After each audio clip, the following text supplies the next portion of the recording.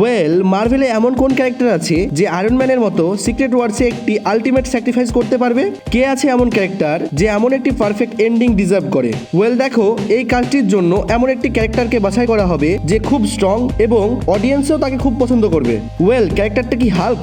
দেখো, আমার মনে হয় হাল্কের ক্যারেক্টারটাকে এখনো এক্সপ্লোর করা বাকি আছে, তাহলে ওর গল্প এত তাড়াতাড়ি মার্ভেলে শেষ করবে না। তাহলে ক্যারেক্টারটা কি স্পাইডারম্যান? কিছু রিপোর্টে জানা গেছে এখনো স্পাইডারম্যানের পুরো ট্রিলজি আসা বাকি আছে, তাহলে ওর গল্পেরও শেষের কোনো চান্স নেই। তাহলে কি ডক্টর স্ট্রেঞ্জ? ওয়েল, এটির চান্স 50-50, আর এই জিনিসটা এটির উপরেও ডিপেন্ড করে যে ডক্টর স্ট্রেঞ্জের থার্ড পার্টে কি হয়। ওয়েল, আমার মনে হয় সবার প্রথমে আসবে থর 5, যেখানে আমরা থরকে একদম পিক ভার্সনে দেখতে পাবো। তারপর সিক্রেট ওয়ার্সে প্রবাবলি এমন একটি সিন থাকবে যেখানে থর এবং লোকির একটি লেজেন্ডারি রিউনিয়ন হবে, যেটির অপেক্ষা এখন সবাই করছে। আর তারপরে এমন কিছু হবে যাতে আমাদের দুঃখও হবে, আনন্দও হবে এবং আমরা স্যাটিসফাইডও হব। থরের 16 থেকে 17 সালের এমসিইউ জার্নিকে পারফেক্টলি ভাবে এন্ড করা হবে।